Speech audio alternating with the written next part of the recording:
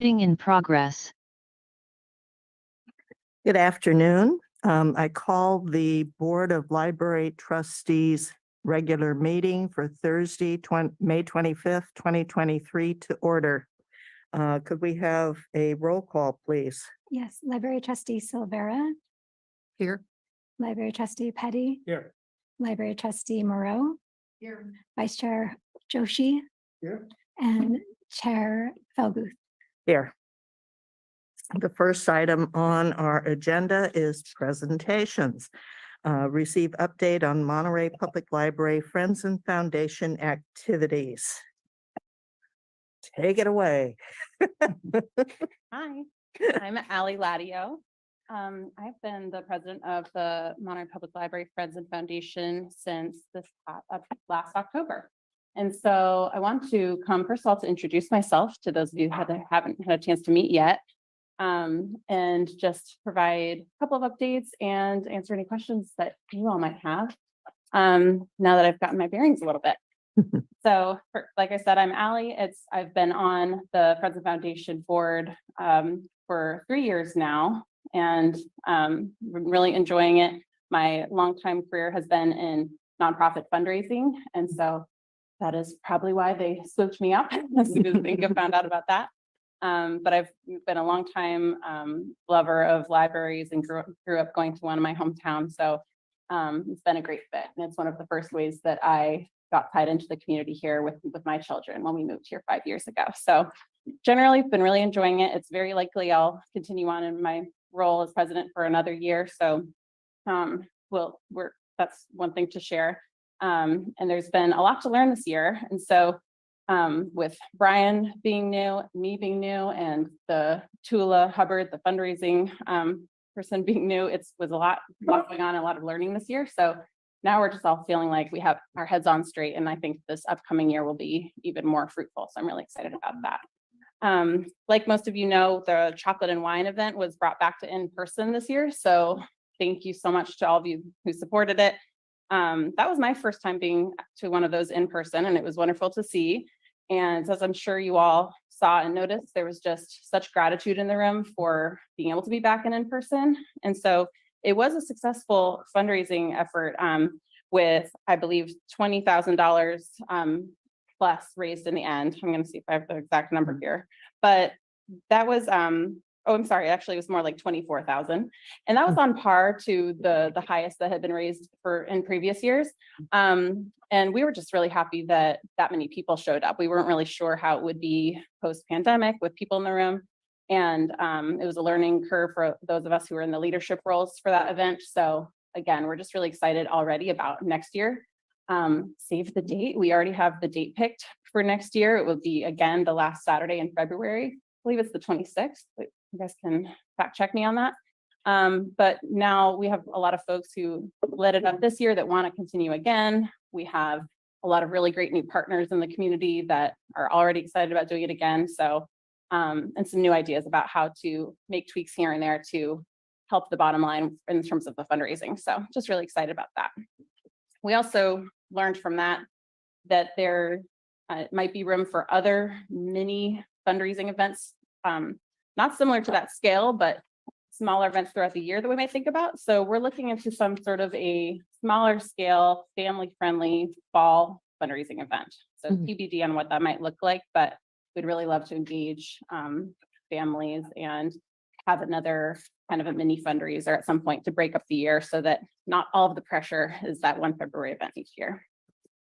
One thing we did change recently, sorry, thank you, is we at the recent board meeting made a choice to change the date of the annual meeting of the directors to reflect the fiscal year that the rest of the library is on. We had been sort of doing, and I kind of had brought it up as something that was confusing me. I work on a very fiscal year nonprofit way, July through June, and that's what the library's fiscal year is. And in most ways we operate for that.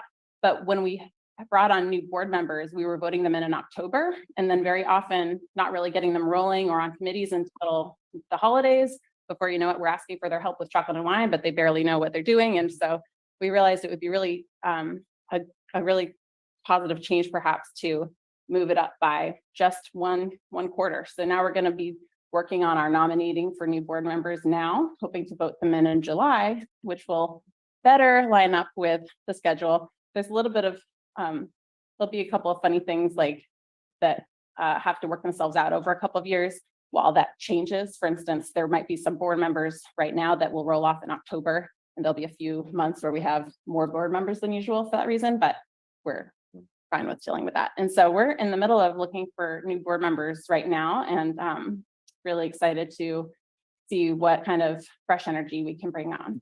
Feel free to submit suggestions or ideas. We're always open to all sorts of suggestions when it comes to that. And we'll make sure you guys get some information in case you want to forward it along to friends. Does anyone have any questions so far? Would you repeat the date? Did you say the last Saturday in February? Yes, Okay, I believe it's 26. that's okay. I was making notes and I didn't hear the month, February. Okay. Yep, that's it. Ally, Yeah. at the last meeting, the idea of a youth board member was Yes. brought up, and has that been pursued for the Friends? Yes, yes. In our outreach for new board members, I'm reaching out to some local schools to see if a high school if somebody in the high school community might be interested in joining either the board or at least on one of our committees to start. We really want to just engage a teen, and so I've got some connections at Stevenson I'll reach out to, and again, yeah, I think that could be a really fun new voice to add. So again, if anyone has any suggestions there, we'll make sure you guys get the link for the application. We're now just having an online form that we're using for applications for people who are interested, and the nomination committee will be reviewing those in late June and then putting that forward to the board in July. And I'm working out a few folks that to figure out who's rolling off this year, but we have room for, I believe, up to 5 new members this year. It's likely we'll do more like 4. Over, sure. Yeah, good question. Any other questions about that part? Any other board members have questions, comments? Just a remark that so He does. just a remark that it was a fun event to attend and participate in. Thank you. I had a question. I don't, are you going to talk more or about other things and then I'll cover the one last thing and then you Yeah, can why open don't up you more do that? generally. Sure. So do that just first? thank you. The last thing we're really trying to look at right now is we're going to be looking at our Friends and Foundation mission and actually just making sure our statement of what our purpose is aligning and up to date based on the changes that happened a few years ago from the Friends to the Foundation, and working more towards the fundraising support rather than just the membership model. So there's a couple of things that have tweaked. And so we will be meeting as executive committee soon to make sure we just get some words down about what is our true intention and our purpose, and making sure that our events and initiatives and activities align with that. We're doing sort of a just review of our key activities and events, such as the Big Sur Marathon, the book sales, all the different things we've been doing, and seeing where there might be room for more and tweaks to be made to help support the library in the best way that we can. So more to come on that, but it's exciting stuff. I look forward to seeing how it goes. So now open to general questions. Marcia? Yeah, I admit, I'm not sure if this is a question for you or for Tula, but I know that the library had a sort of cycle where you had a campaign where you would send out a mailing, and certain times of the year that there was a sort of plan for fundraising. And I don't know how you work with Tula, whether that's the Friends and Foundation that do that, whether she does that, whether you all work together. I'm trying to get a sense of the big picture of the fundraising beyond the events and the. Us too. No, I'm just kidding. We're figuring it out a little bit as we go, because I do think that's been part of that transition that came kind of post campaign, new model of the Friends. So we're figuring that out a little bit. But at this point, Tula and I are just really working in partnership on the plans and things like that. So she's actually working on one right now for the upcoming fiscal year. She and I will talk it through. Luckily, that is my profession and something I love to do is strategic fundraising planning. So that may or may not be the case for a future president, but right now it's a fun thing that I can work on with her. So I will be working on that with her hand in hand and on the plan for the upcoming year. Okay, And so that would be a whole strategic plan for fundraising in general, which. correct. So it'll which be ha- all the which has events fundraising. and- And then it'll sort of specify what pieces the Friends and Foundation really have in it. So it'll include more than just Friends and Foundation, but it'll be what we look to as well for our fundraising goals for events and initiatives and things like that. Great, and maybe when it's done, you could bring it back to us. That Of would be course, wonderful yeah. to see. Would you add anything to that, Brian? Just that, yeah, we've talked about that and presented one of the past plans that was out there with Tula, and I talked it over with Ali as well about all that and looking at things like the fall appeal or spring appeal and making sure that the messaging is aligned and what are we doing on things like MC Gives, like coming up with the timeline and a plan and having focusing in terms of talking with the staff as well and talking here with the library board, like what are the priorities of things that we need to fund? What are those kind of things so we can come back here with the timeline and address different activities all there together. So yeah, I brought over the last plan recently with Ali, I think about maybe 2 weeks ago. And then I met with Tula. She just got back from vacation. I met with her last week just to go over it a bit too.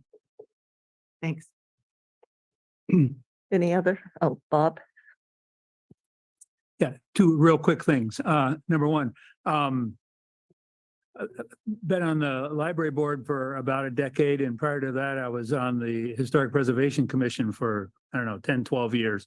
And you should feel right at home with the dilemma of when you elect your officers, because sometime during that 20 or so year span of when I've been involved here, the various commissions and committees like planning and HPC and all of them, they didn't get new members appointed at the same time each year. And they were all off kilter. And then there was one time when Clyde just went through everything and said, okay, we're gonna make it all now. And if it cuts somebody short or makes somebody stay on longer, tough. But it was all mishmash for some reason. And it was because if somebody had to leave in the middle of a term and somebody started it, there was always a question of, well, are they just filling in the end or are they starting anew? And you got all mixed up. So you're right at home on that.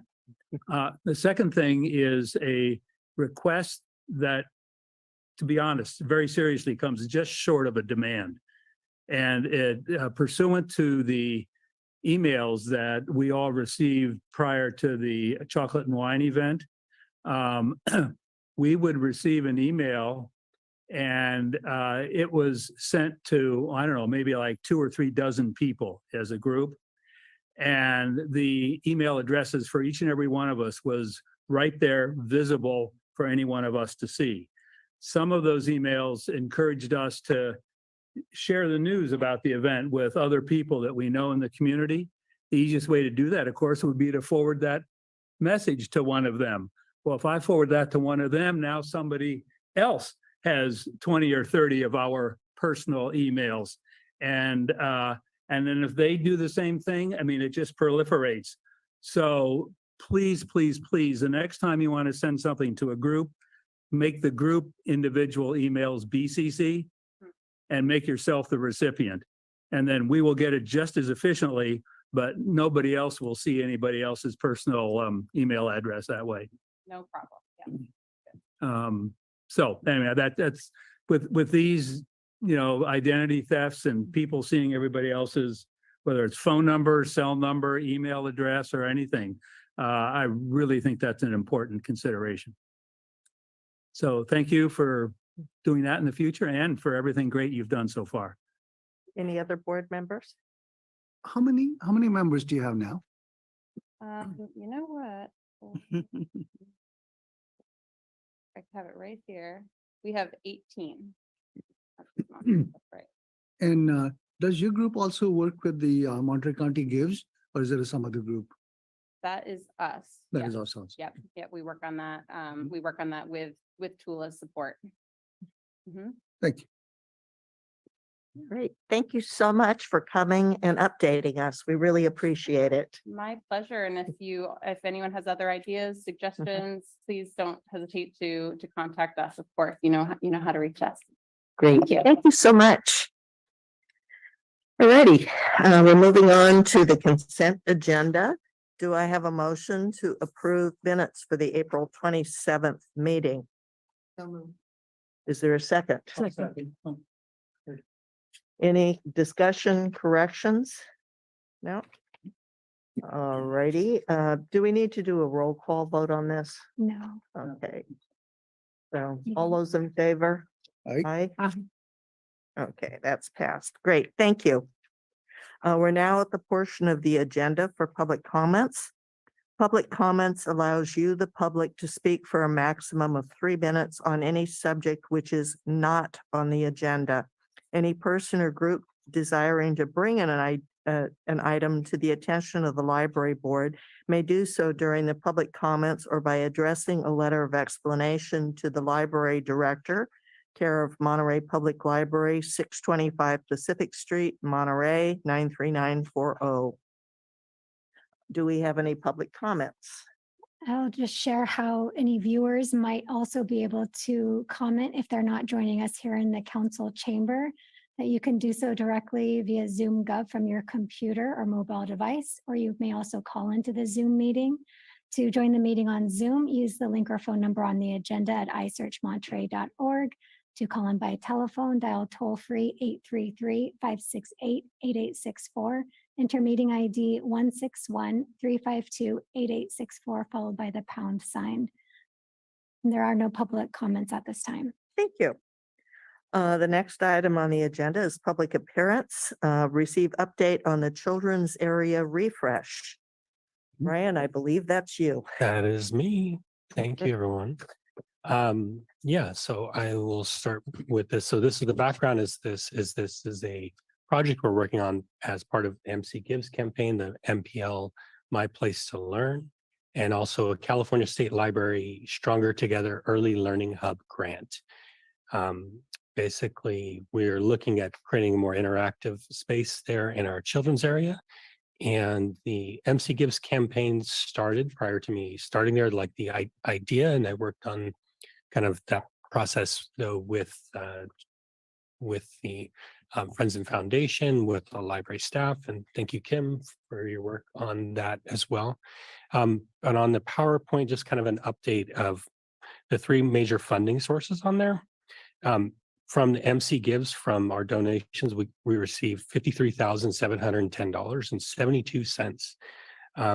For the California State Library Early Learning Hub grant, $218,400. And some of that is staffing and other things in collection and materials, a larger breakdown. And recently from the Pebble Beach Foundation, $7,500. So going forward with that, there's kind of the grant language there from the California State Library, but they're really looking at a partnership grant, a wraparound services for ages 0 through 5 development. That's really what the Early Learning Hub was looking at. And MC Gives, we were looking at creating an inspiring and welcoming place that's interactive for parents and their children, or the child care providers, or people that are there with children. So looking at what kind of spaces we could provide. So with that, we have our partners. First 5 Monterey County, we've walked and talked with them several times about kind of inclusive spaces, what kind of designs to use, what materials to be on there, what types of book materials to buy. And we've gotten good feedback from them. Chomp Ohana, so we reached out to them regarding having getting lists of material for people that are inclusive, as well as mental health books and preparedness. And I know Kim and her team have worked on programs with Chomp Ohana of doing I think it was the Wonder Years. What was that? It was over an evening program for for those 0 through 3. So we've had some programs with them. California State Library Black Gold. So Black Gold is a library consortium out in this basically the little bit Central Coast further south, and they run the same way as we have MOBAC as the library consortium. Black Gold is the consortium out there, and they were facilitating the grant. So they are the grant partners, and we are working with on that. So we meet quarterly and talk with them about anything going on through the grant or get feedback or guidance on their Monterey Public Library Friends and Foundation, and WR&D Architects have given some feedback on design, as well as they did some pro bono work on that for there. So moving forward, for spaces identified, there are basically three or four kind of general areas we are looking at updating for this grant. First one will be the community room. So the specific elements of this is upgrading the lighting in there. If you've been in there, we have some older track lighting in there, and the thought is those are on the locked cases to cap off the track lighting, because we don't use that, and we might use that in the future, but just to cap it. But to upgrade to LED lighting inside of that space and just make it brighter as well as more energy efficient, and then upgrade the flooring in there. And so we'll be upgrading the flooring in that space. I'm working with Public Works on bids for the flooring right now. We did order chairs for the children, which have a weight on the bottom, so they're less likely to tip over, and also height adjustable folding tables for children, because most of the tables that you get for their folding tables or work tables for kids are all adult height. So this provides the ability for us to do craft programs or different things in that space, which will be more family friendly with the adjustable height tables. Going forward, the fiction reading room, if you look at old designs of the library, earlier designs, this was actually a children's reading area and picture book area years back. And so it'd be kind of moving it back to that, which would be, that'd be the 0 through 5 interactive space, and show you some more elements in a bit. But that would be, because it's tucked away, it also it provides an area where you're further away from the door, you're further away, you have a space that the parent and the child or groups can kind of be at and make a little bit more noise, kind of tucked away in that space. Next one is a new family space. That is a long room that used to be a children's office that runs adjacent actually to that 0 through 5 space. There's just high shelving in there. And is that what do they call that? The C++, is that the C++ room right now, or what do they call that? Yeah, I think it's C++ room. And right now there are 3D printers and old technology that needs to be recycled in there.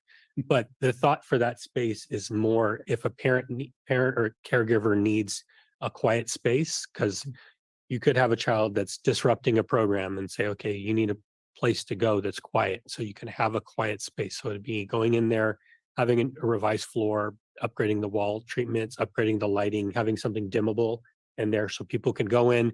If a parent needs to breastfeed a child or feed the child, it's a place to have that is private and away from other spaces out there. And it's really an underutilized space right now. Next space is basically the children's shelving. So one of the things is that we have a mix of shelving over time. A lot of the shelving off to the right, you'll see is the audiobooks, and that covers windows along there. That shelving is basically covered up on different windows inside the spaces.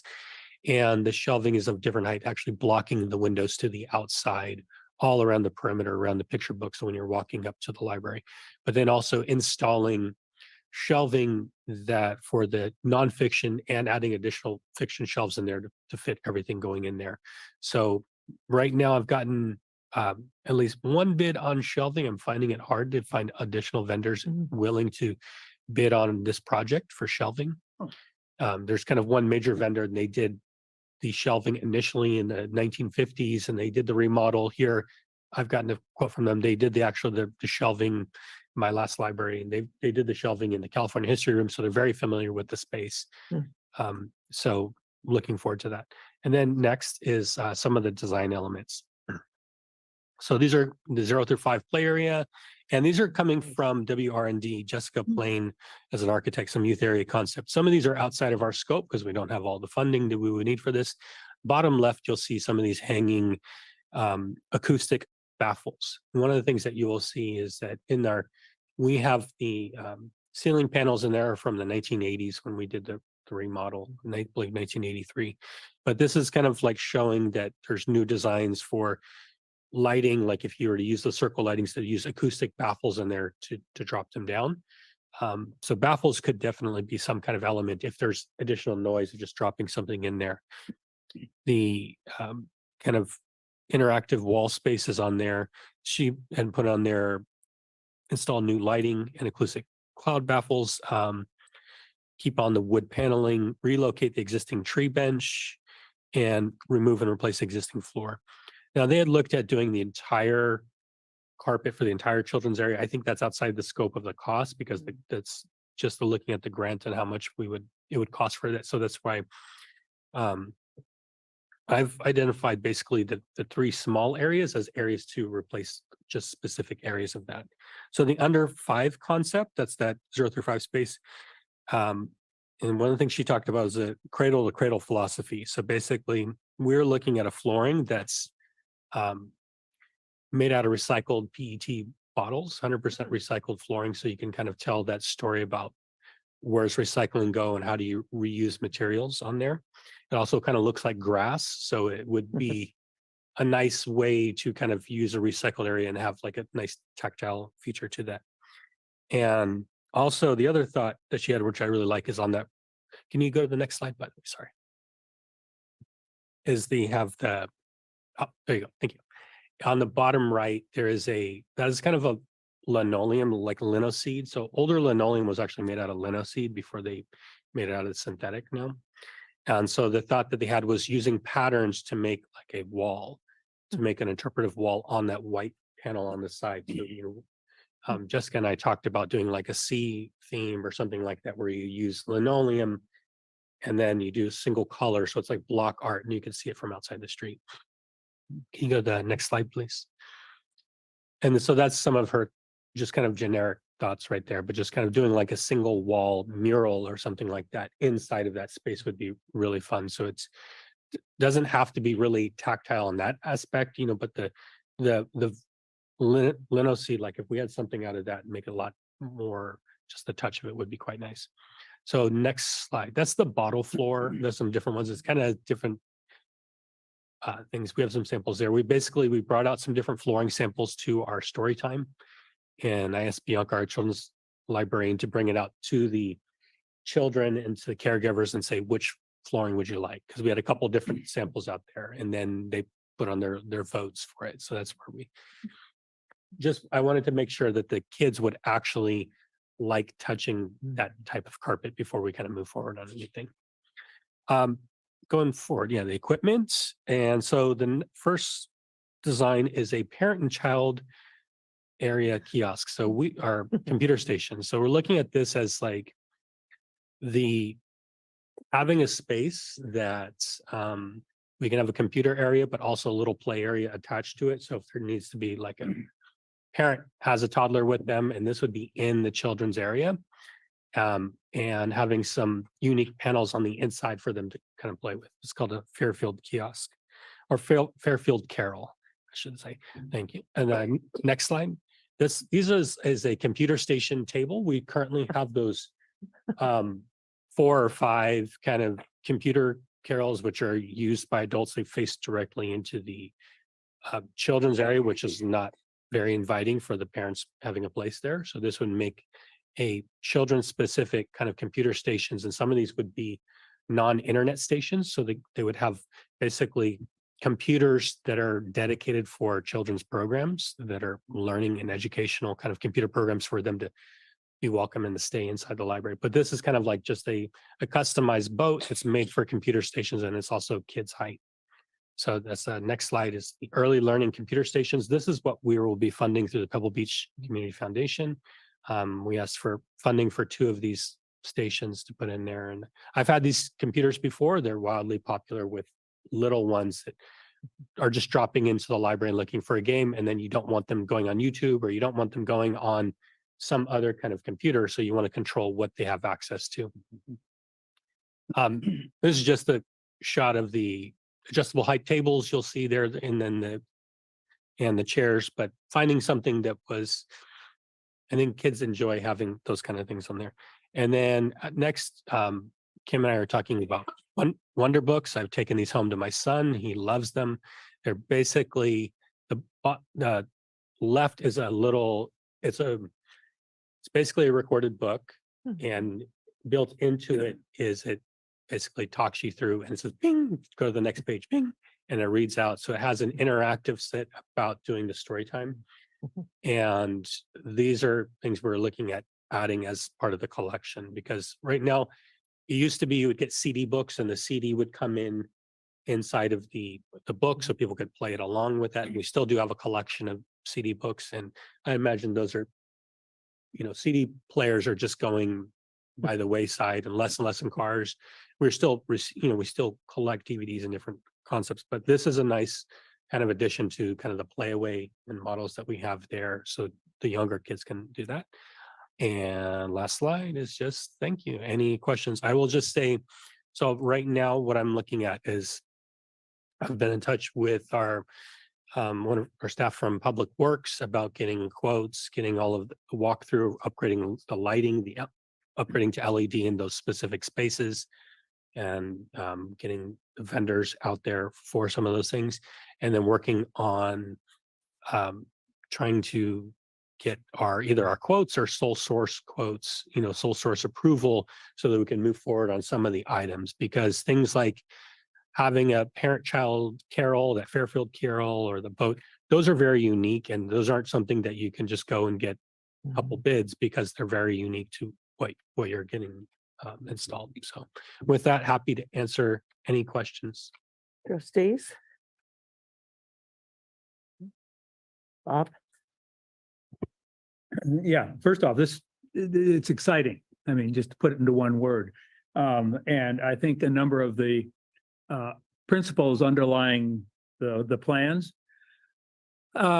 could also be applied to things we might set up for adults, and in particular, the post-Medicare age adults who are, they got a lot of free time. And I think we could generalize from what is going to work for a youngster to what might work similarly for an oldster, and might even promote some of this intergenerational thinking in action that is not really new, but it doesn't occur often enough.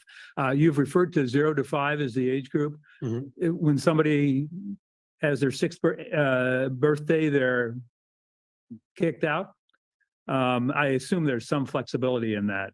We don't do an age kind of like you have to be this age to be in this area. Okay. It's more because of the grant focused on ages 0 through 5, and then organizations like First 5 California, they provide services for specific ages. So like we've talked with them about being a distribution point for new families and things like that. So they have funding dedicated towards that site, and I think the state had funding dedicated through 0 through 5. So we can say this is early learning hub, but a lot of times you have parents with a child who's 3 and 7 and 10 and like that's what I was thinking. Yeah. And in that regard, you've talked about how it provides opportunities for parents and kids to, like that one picture where the kid was in a little playpen almost, and the parent was sitting next to him. If parents are working and they have like babysitters or caretakers for the kids, I assume that they would substitute for parents in our definition of who's allowed to come in, right? It doesn't have to be the biological or adoptive parent. Yeah, caregivers is a general term, just because we never make an assumption of whether you're the parent or not. And lastly, you said at first that some kind of new flooring, maybe you were thinking of carpeting, would be just too expensive. And then you were talking about the bottle floor. Am I correct? As if that would be affordable, and we could use that. And the reason I was wondering about that is, could paying for the new floor be the goal of some fundraising activity where you might get a donor to say, well, I'll pay for X square feet. You could sell square feet of the new, like they sell bricks for a wall or something to donors for some charity. We could sell square feet of the floor for the new kids area. And I mean, they wouldn't have their name on it like you might on a wall of bricks, but I think that could be a way to raise the money, very locally. Well, I will say, because the one thing I looked at with the children's area, specifically looking at it as the funding where we set aside, and it was very specific with the state library, the 0 through 5, that I could identify that these 3 spaces, the 0 through 5 space, the parent, kind of the family space where somebody needs a private space, and a community room, I can make the story that those are going to be specific through 0 through 5. But then with the children's collection and the tables, which are going to be the general area, that's going to cover more of the, up to like 12 to 14 age. And so it was less likely for them to approve the funding for that because it didn't cover what their grant funds said. So that's where it was like, okay, I'll get that. So I did get a specific amount of dollars approved by the state specifically for carpeting and flooring on those sides. But yeah, the other sides, it was also, what is the pattern and line going to be where you have an older floor in other areas downstairs or other areas of the library? Because do you want to do the entire floor of the library, or do you want to do just this children's area? But I do think the other part could be a great, if we did like an art installation in there, if we did something like the linoleum wall, which was a design concept or something like that, that I think is something that would be a great aspect, because I do think people love having something very visual, that there is a mural or something that's inside there that they can put their name on. I think would be a great spot. Anyone else? Exciting. Looking forward to it. Anyone else? Me too. I assume that there are no issues of any chemicals or things like that in it, the harmful chemicals in the plastic. Right. Yeah. They have been approved for.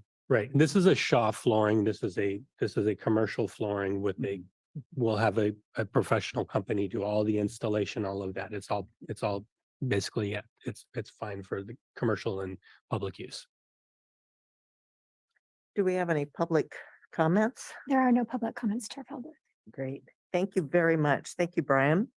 We now move on to informational reports and staff comments. Item number 4, receive update on library director activities.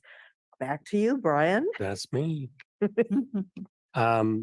First, starting off, I worked with 2 CSUMB service learners on a public art inventory for the Museum of Cultural Arts. So this was we were going through and doing an inventory of all of the artwork. I may have mentioned this at an earlier meeting, but we're going through uploading a map of all of the artwork that we have in the public art, as statues, paintings, murals, all throughout the city, putting a GIS location on it so that we could create an app so that people could see where all the different artwork and cultural artifacts are throughout the city. So I had one person I worked with, we walked around town, did photos, kind of looked at all the different sites, and another person working on the Spanish translation, because we will start with an English and Spanish translation of all of that work. So that is in the process right now, but they completed their service learning hours. Our MIIS intern, Jonathan Fan, resigned due to school scheduling conflicts. But he's continuing to work on library related research with MIIS. So I'm continuing to work with him and his team on some kind of data related library projects. And he's working on a project regarding library fines and kind of like how that's effective throughout the state, and looking at just the fines as a whole as part of a graduate level report. Our fund development assistant, Ann Jacobson, resigned, and we're working on recruiting a new employee. So I hope to have that in the next report, an update right there, that we should have somebody starting soon. And our fiscal year 2024 budget slated for the June 6th council meeting. I believe that's going to be an evening meeting. I think that's going to be the 7 o'clock meeting, as far as I know. And there's no changes to the library budget since the last Board of Library Trustees meeting. Our bookmobile updates. So we met with Mary and Kim to discuss bookmobile schedule options for the summer. So at El Estero, we've been going there on Tuesdays because that's the day that they are closed. The park is closed to the public, and we go there during the preschool hours. But during the summer, it's open on those days. So we are switching to Casanova Oak Knoll on that day. And we're going to be working in partnership with the recreation department that does their play camps at that time, and then having a 30-minute public offering afterwards. So this is kind of an ease into a Casanova Oak Knoll. And the thought is that we will come back to the board at a later time to discuss expanding our hours and service. But the El Estero, we just don't have parking and the ability to go there during the summer because of that. And we had discussions on other requests, but Casanova Oak Knoll felt like the right one to go to. We received 3 draft designs for the bookmobile from Farbers. They have that's our contractor working on the bookmobile, and we're in back and forth discussions with them. But we're also planning on visiting them in September of 2023, prior to the vehicle being sent out. So whether that will be me or Mary and somebody from Fleet Facilities to go out there and actually go over everything on the vehicle to make sure it's good before they ship it out to us out here in California, and then we sign off and something's wrong, right? So we are working on that with the timeline. So that is the timeline. Their tentative timeline right now is the end of August of getting the vehicle completed based on supply chain issues that are just slow down the car market consistently. But because what then happens is end of August, they then send it to a vehicle wrap, it gets in the vinyl wrap, and then it comes back to them for final installation of the awning or anything like the, HVAC or the MiFi and that kind of stuff on there. And that's why we're planning on September, because it gives us time to go to the wrap, then get the final install, and then we will be there when everything is ready to go. We want to be there when everything is ready. Working on a MOU with some partner agencies with Sarah Nolan in our risk management regarding future pause to read programs. This is something that the city has asked us about before, but also one of the agencies doing pause that does the Therapy Dogs International has asked for us to do an MOU with them. So we're just making sure that everything is aligned before going forward.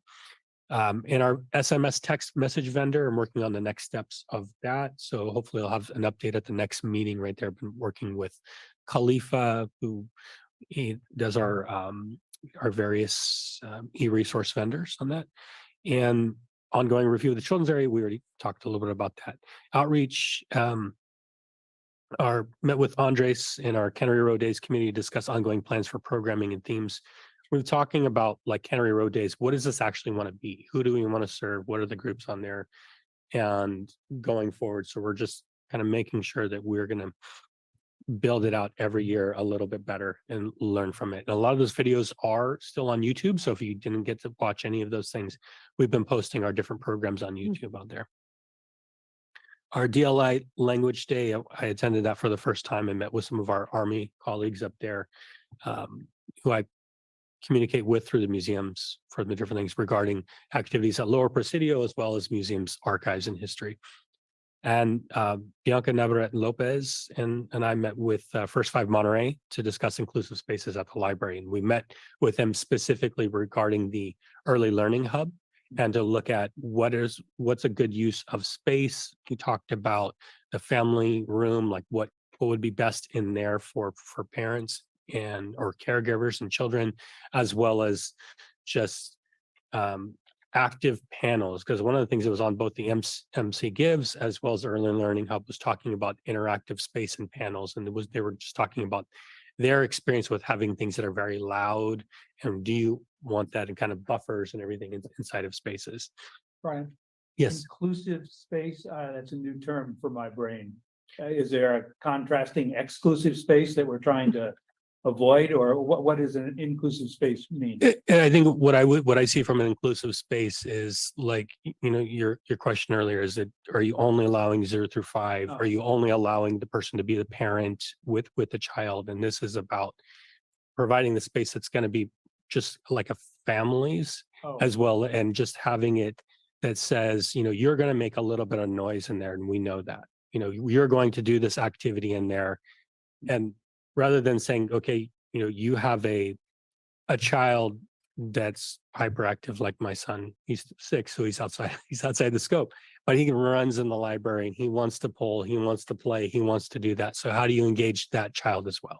How do you engage the child that wants to do a different learning method than to just grab the book off the shelf, take it to checkout and go home? You want to do something else with the kid that might have a different type of learning style. Open rather than limited would be another way of Yeah. looking at that. Thank you. You're welcome. And Francesca and I met with the Tor House regarding summer reading program partnerships. And Museum and Cultural Arts, just an update on that. The text and photos for Buffalo Soldiers exhibit, we're looking at tentative opening of the display on June 17th. I just picked up the text and I received the photos, the printed this week. And we received our preliminary memo from Page and Turnbull related to the expanded path of history. And I'm working on the museum with the Museums Commission, and just got feedback from Page and Turnbull earlier today. So I'll be connecting back with them, and also a social justice and equity template from Page and Turnbull. So this will be looking at programs, and it's a series of questions that we can look at and seeing if the programs are equitable for others, or what kind of concepts are on there. Did you look at other diverse performers? Did you look at these different elements? So this is just kind of a checklist off of there. And received a draft collection assessment for preservation report for Colton Hall Old Jail and the vault space. And this was a grant that I received from FAIC through IMLS, or the Institute of Museum and Library Services. And this just looked at how the facility of Colton Hall, facility of Old Jail, what are the conditions, and the vault, as well as our storage of our archives and our collections for the museums in there, because there are aspects of there of like, what's the best practice, finding things that like recently when I took the negatives from the Ruppel photo collection up to the state library, and they said, hey, these are nitrate, these are flammable, and finding out that some of those should actually be in freezing, should be frozen, should be in freezer storage, or should be in a different type of a sleeve, and those kind of things. Like having somebody to review those kind of aspects on it is really helpful. Or looking through and saying, that these items right here are touching your sprinkler head, and you need to drop this down, or you need a brace here. So some of those things are really helpful. Or looking at Colton Hall and saying, there's no sprinkler system in here, and you do candlelight programs in this space, and if this building gets on fire, it's gone, right? So those kind of things of like looking through and what's going to be needed are helpful in that. And discuss adding new cannery row labels for Booth's Cannery and La Esperanza. Booth's Cannery was the first cannery, and if you go out to the Fisherman's Wharf, there's a rock that's right out there with a plaque on it. So it's outside of the row where those cannery row labels, which are, if you go down Cannery Road, you'll see those labels that are inset in the ground. We have a number of those up at Ryan Ranch, which are set to be replaced. So they're going to be replacing those. But I've asked about adding Booth's Cannery, which is outside of that kind of area, as well as La Esperanza was actually, there was 2 different Rodriguez that ran a cannery at 740 Ocean View, which later became 800 Cannery Row, which is also known as the Pacific Biological Labs. So Ed Ricketts bought the property from the Rodriguez folks because it had those tanks in the back, cement tanks. And so we actually have the old label on that. So we're looking at installing that label, and met with MC Weekly regarding the future of Monterey Museum. So there should be a news article in the next couple of weeks on that. And worked with Public Works to replace or repair, not replace the PBL garage door. So now we can go in and out of there. Happy to answer any questions or see if there's anything that I missed up here. Marcia? I had a question, and some of it was maybe about the children's area. So when you say you're gonna put stuff in the community room for the kids, so that's room Mike. still- Here, Mike. sorry, in the community room, that room still is able, stuff is movable so that you can also use it for programs, or it gets rededicated? Absolutely. So the thought about the community room, and one of the things that I have in there is that's why I have the folding tables and the chairs stack as well. So one of the things that I had in the last request from the Friends and Foundation was what I call nesting tables. Because right now the adult tables are all those white folding tables you've got to collapse and break down. And the nesting tables, you grip it, you slide it, it's on wheels, you slide it against the wall, and it's going to be easier for us to set up. So we can still use those tables, the folding tables, for events. And I do think in the future, I've talked with the staff about Kim and I and David met recently talking about the AV in that room, you know, because that's going to be something we're going to need to do in the future, is upgrade some of that items. But really that space, it's more about, I use that as an opportunity to fund additional projects with the grant, to basically say we hold programs for 0 through 5 plus their caregivers in here, like we hold our story time in there. So it gives us an opportunity to fund the tables or fund the chairs and fund the flooring for that space and the lighting upgrades, because I could pitch it as this is part of the area that we serve them in. So they're used for everybody. Yeah. And the other thing I forgot to ask you, and maybe you said, what's the timetable? I mean, when do you anticipate your grand opening for the children's area? It's really when I can get all of the public works staff on there to start some of the work, right? I mean, that's the main thing for me, because we can buy a lot of the equipment and start putting in there Yeah. some of the stuff that's off the shelf, right? And I think, we're working right now on, I'm working with Francesca right now on some of the finance side of getting, looking at getting a sole source for some of those things, so we can put in those orders so they can get customized and get in by the end of the not fiscal, but end of the calendar year for The some of the public items. works people are kind of on the critical path. I would say so on certain elements, that like the lighting, for example, the lighting or the carpet and some of those areas right there.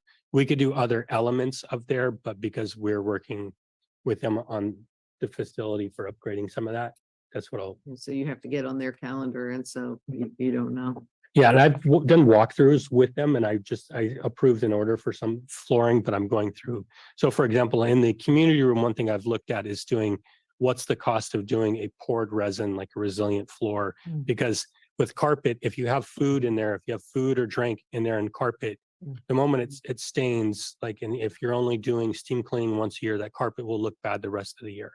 So it's about like putting something in there that you can go in there and mop it up, clean it up.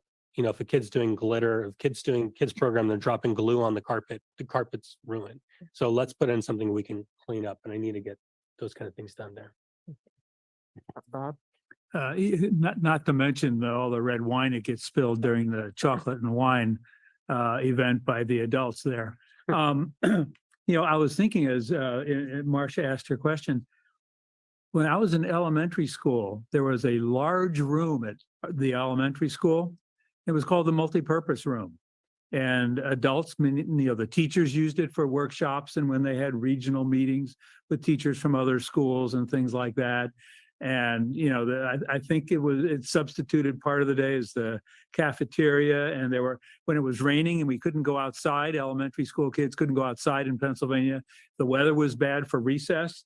You know, we had indoor recess and some games and stuff to keep us out of trouble for a half an hour. And I don't know why that room is called the community room, because everything we do and in every place that we do these things in the library is for or by the community. So something like multi-purpose room would imply that, you know, it's for everybody, and sometimes the purpose is for a kid's event and sometimes it's for an adult storyteller or a musical event or the you know, chocolate and wine. Maybe it would be more descriptive, but you know, and with all of the movable, modifiable features like the furniture and tables and everything you're talking about, you know, you're going to adapt it according to who the visitors or users are going to be. I mean, if they're little kids or if they're adults, and if they're older or younger. So maybe just looking at it from a broader frame of reference, maybe even a more inclusive name than just, and I don't know what community room means anyhow, because everything is for the community. The solarium, the shelves, the aisles, the reading rooms. So I will say that's why a lot of libraries you'll see, they use that as an naming opportunity for funders. yeah, there, sure. And they put it on like a certain number of years or whatever, that you come in there and this is the, whatever the name of the room is. Because then you put it on there every time you have an event, every time you go to an event, or time that they're, and, during when we had our power outage in the area, one thing we did is, I talked with the staff and I said, let's go to every outlet that's in that space and set up tables, set up chairs. And because the community room actually has a number of outlets all throughout the space. Sure. And so that was when every outlet was being used at that time, it was like, that's another use. That's another kind of multi-purpose use for that space. Well, I'm thinking, I mean, there are at least two nonprofit groups in Monterey County that provide income tax. I mean, they're volunteers who are trained and they provide, they're not, certified financial planners or anything like that, but they provide help and, with people with their income tax return. Yeah. We could be a site, for a limited period of time or days per week leading up to, tax due date. And that would bring a lot of people in for that reason first. And then, of course, they would fall in love and come back and do other things and donate money. And I can say that I've done the VITA program. I've worked Yeah, with, that's one of them. Yeah. I've worked with VITA in my last job for the past, I think, somewhere along the last Right. 12 to 14 years. I worked with The VITA. Alliance on Aging has another one. It's not Yeah. VITA, but it's very, very similar. Anyone else? Thank you, Brian. Oh, Janie? Well, I just wanted to thank you or whoever was responsible for getting the bookmobile to Casanova Mills again. It's been something that, the community center has been closed for like 3 years since the pandemic. And I did go to that neighborhood meeting to discuss what kinds of things the community wants. And I spoke up for, yes, the bookmobile stop would be wonderful again. So I'm happy that is happening. Well, thank you for Kim and Mary on that. Yeah. The other thing was about the budget. So we are not talking about the budget anymore, right? It's pretty much set in stone. There was some thought about possibly changing the part-time hours. So at this time, what the city manager office has approved is what I presented at the last meeting. Yeah. And so anything else, any other comments, I would imagine would go during the June 6th, during the June 6th comments on that time. So if the board had any other requests or any comments on there, and anything that would change in my understanding, any kind of changes would happen in a mid-year budget cycle. Oh, So when we have if there's any comments or questions that, trustees want to bring to city council members and the mayor and city manager's office, that would be at the June 6th meeting. And whatever's approved at that time, that's what's going to be our budget. And then we'll have it later on in the year. They're going to come back and say, this is what you're trending as spending and what are your, what do you have any adjustments? And so if we looked at our adjustments and they said, well, we're, high here or low here, or these are where our gaps are. That's where I would work with Kim and I work with our team to basically say, this would be our next ask, if we would put that in an ask. And I believe everything in the mid-year budget was pretty much cost neutral.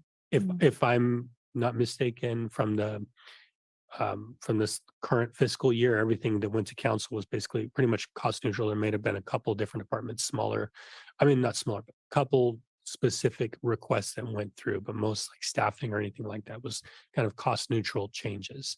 So we do have an increase right now of PTS hours. We have somewhat increase on the regular part-time hours. So if there was any change or request to kind of shift any of that, I would put that through in a mid-year budget adjustment. but as of now, there will be no increase in library hours because of the slight increase in part-time hours. Well, that is something we'll have to discuss with, if we have the ability to open on Monday, a limited shift, like a 4-hour shift with an increase of PTS, if we get another part-time and how we could do that. That if that's possible, I think we have to come back and discuss that. And I would say like even doing a recruitment for a part-time teen librarian, that could take several months just Yeah. to kind of go through that process. So even having July, I think by the time we look at when the mid-year budget starts and saying, is this an opportunity for us to ask for this, to look at it so we can get to that 4 hours and what kind of shift do we need? Can I just ask a Marcia. follow-up question about that? So when you recruit the teen librarian, for example, we know that it's not funded as a full-time position, but can you recruit that person with a possibility of it becoming full-time and then request the rest of it in the midterm? Because it's kind of hard sometimes to hire somebody for, It's people like full-time jobs usually. So. right. And I will say I am on being here only 9 months. I'm not entirely sure how it works on there. But on my side, my professional opinion, as it'd be cautious with giving anybody a something that even a false hope that this position may become full-time. You know, I always walk through, this is how the city procedure is, this is how we do these things, because it could be something that is competitive. It could be something that's done by seniority. It could be, these kind of things like that are often scheduled out within an MOU of how something like that is done, which I'm not entirely sure of right now. So I would say I would recruit it as is with the hope of like, okay, can we change this in the future, and how would we do that? But I really don't know without going into that process. Thanks. Anyone else? Thank you. Do we have any public comment on this item? There is no public comment, Chair Falk. Thank you. Item 5, receive financial report. Thank you. That's me again. Unless Kim, you have anything to add on the question? No, all right. Thank you. Yeah, so we are going through and still got June 30th. So we are close to the end of our fiscal year. I know a number of items have not closed, and you'll see the general fund there at total of 77%. We are spending more right now kind of on our collection is at the end of the year. I believe Christy just closed that out, right? On the purchases. Yeah, so should be pretty close. This is as of April 30th, this report. So some of the numbers will be higher when we come in there because we were putting in our last orders for to come in for the fiscal year for our book budget. So the book budget is going to be coming in there. And also as well, looking in here, our library trust fund, we're spending a little bit less on there. As you'll see, that's at 33% right now. Some of that is related actually to we did have a number of from part-time seasonal staffing that was in the trust fund, and we've been spending primarily out of the general fund. I think that's the next meeting or some kind of meeting there. But it will be most of the staffing that was coming out of the general fund for there. So that's why you'll see these numbers on here as 33% as a total. And having to look at this revenues, the reader services, you're looking at basically on library fines and fees, and the library trust fund, a lot of that coming in from grants as well as the donations that we have on there. So happy to see our library trust fund revenues are high, matching in. So that is pretty good to see. So happy to answer any questions on there, any comments.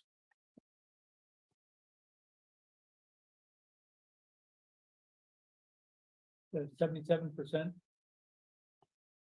Does that mean that as of, say, the end of April, we still had 23% of our expected general fund budget to Correct. use up? Correct. And some of those things haven't been encumbered, and that was because of like our inter service charges, the like retirement, IT department, they don't always put those on there. So we'll see at the end of the fiscal year, I'll see a little bit more accurate number. I'm sure it's use it or lose it funding. I mean, you can't roll it over into the next year. So is there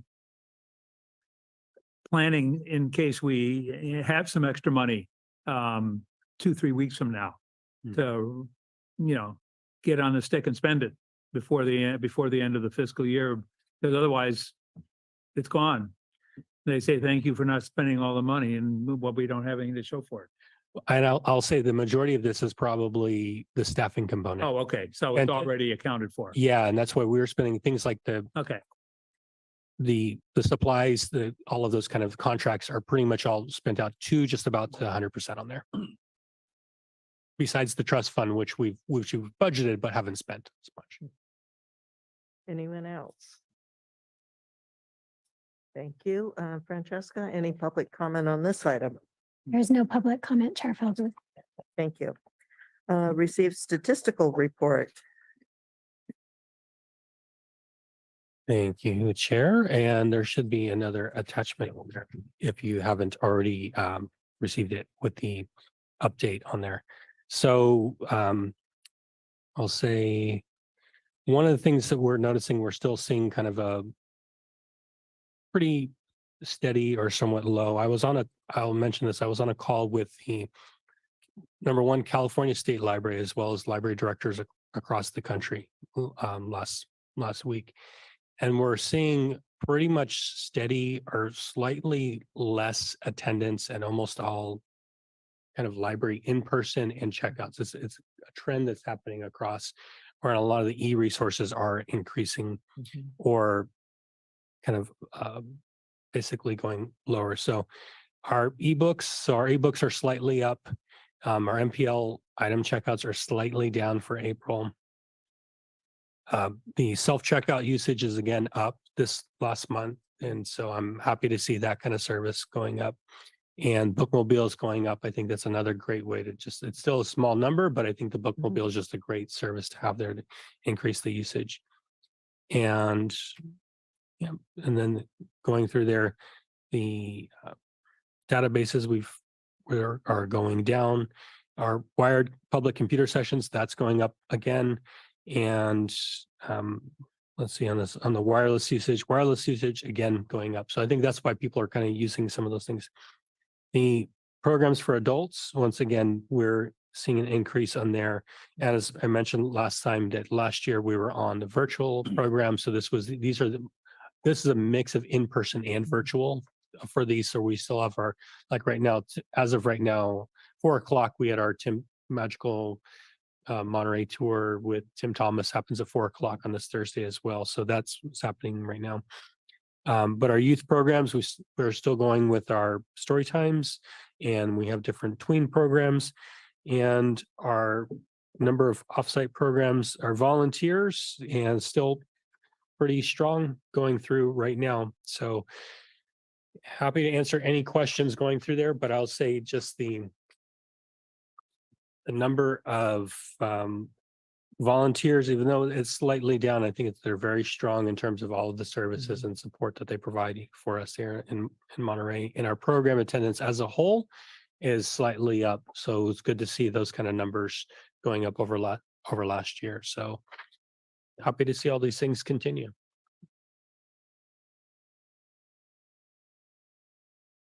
Any comments or questions from trustees?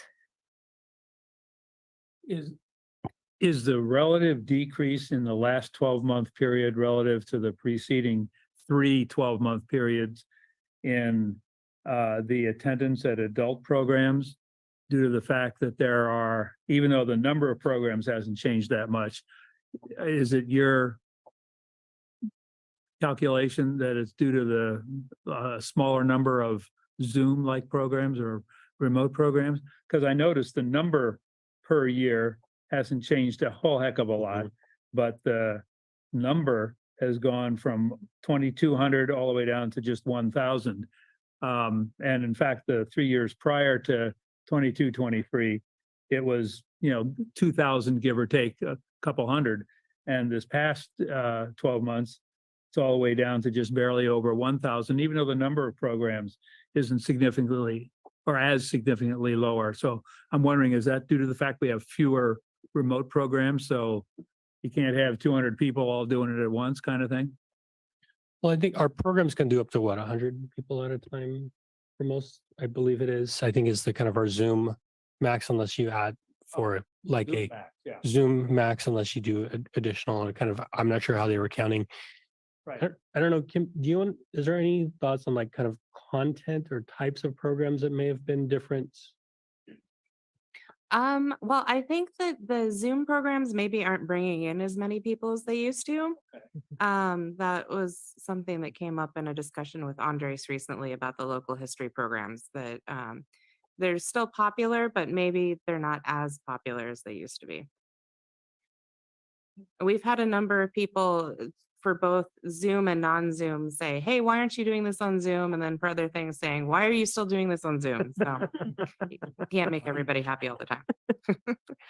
And the room is not really set up the best. The community room is not really set up the best for live streaming an event either. And that's something I've talked with Kim, David, and various staff about, is that if you want to live stream an event with somebody there, you really want to have the best audio so you can present to the crowd in front of you as well as stream to the audience there. So that's why like it's doing one or the other is often the best right now.